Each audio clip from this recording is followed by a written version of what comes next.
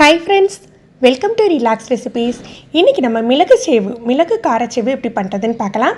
மாவு பிசையிறதுல இருந்து பிழிஞ்சு எடுக்கிறது வரைக்கும் 10 நிமிஷம் இருந்தாலே போதுங்க. சட்டுன்னு நம்ம ரெடி பண்ணிடலாம். 1 கப் கடலை மாவு எடுத்துர்க்கேன்.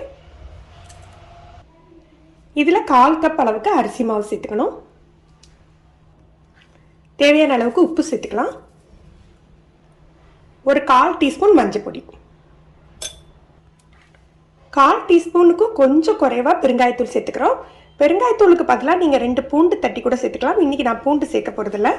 1 டீஸ்பூன் மிளகு எடுத்துருக்கேன். காரத்துக்கு தகுந்தாப்பில் எடுத்துக்கலாம். இதை நைஸாக பொடி பண்ணக்கூடாது, கொஞ்சம் குறப்பாக இருக்கணும். அதாவது ரொம்ப பரும்பரு துண்டாக இருந்துட்டாலும் உங்களுக்கு அந்த இதில் குழலில் போய் அடைச்சிக்கும். அப்படி இல்லாமல் கொஞ்சம் குறப்பாக இருக்கிற மாதிரி வாயில் தட்டுப்படணும். அந்த மாதிரி குறன்னு நம்ம உடச்சி எடுத்துக்கலாம்.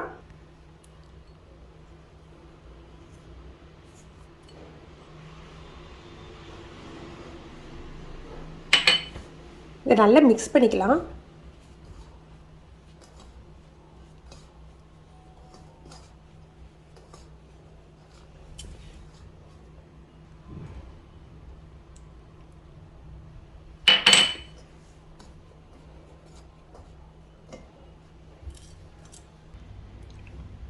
இதில் 1 டேபிள் ஸ்பூன் நான் சூடான எண்ணெய் சேர்த்துக்கிறேன். நீங்கள் இதுக்கு பதிலாக வெண்ணெய் சேர்த்துக்கலாம். இது சேர்த்துட்டு நம்ம மிக்ஸ் பண்ணி விட்டுடலாம். இப்படி சேர்த்துக்கிறதுனால நல்ல மொறுமொறுப்பு கிடைக்கும் உங்களுக்கு.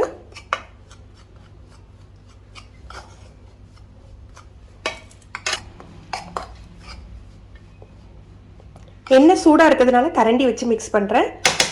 இப்போ நம்ம தண்ணி சேர்த்து பிசைஞ்சு எடுத்துக்கலாம். தண்ணி சேர்த்து கட்டியாக பிசைஞ்சிக்கணும்.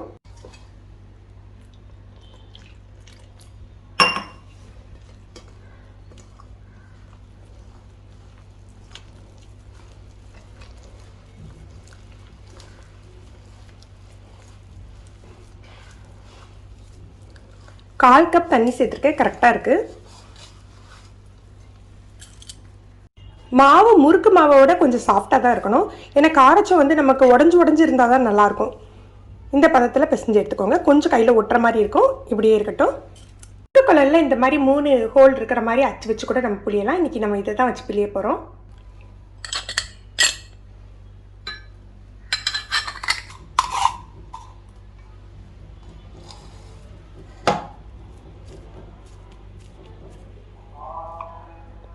பாருங்க, அப்போ அது கையில் ஒட்டுற மாதிரி இருந்தது. ஒரு 2 நிமிஷத்துலேயே உங்களுக்கு நல்லா செட் ஆகிடும். ஏன்னா அரிசி மாவு சேர்த்துருக்கோம் இல்லையா, கொஞ்சம் இப்போ பாருங்கள் கொஞ்சம் கூட கையில் ஒட்டலை. பிழிஞ்சு பார்த்துக்கோங்க.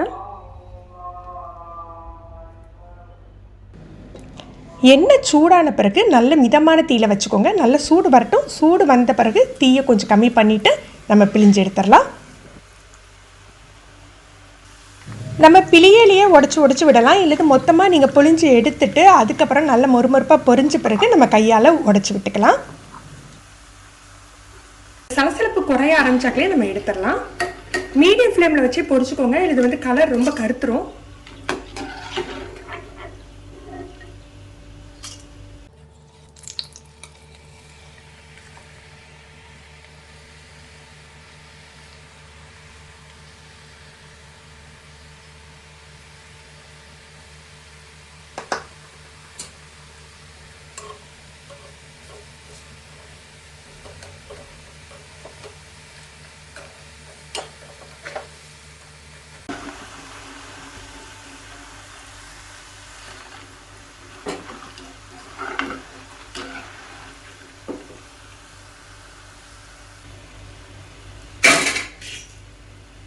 ஒரு வாசத்துக்காக 2 இனுக்கு கருவேப்பிலை பொரிச்சு போட்டுக்கலாம்.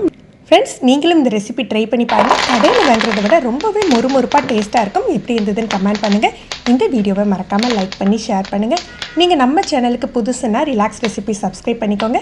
கீழே உள்ள பெல் பட்டனில் ஆல்ங்கிற ஆப்ஷன் நீங்கள் செலக்ட் பண்ணி வச்சுக்கிட்டிங்கன்னா நம்ம சேனலில் வீடியோக்கள் போட்ட உடனே உங்களுக்கு நோட்டிஃபிகேஷன் கிடைக்கும்.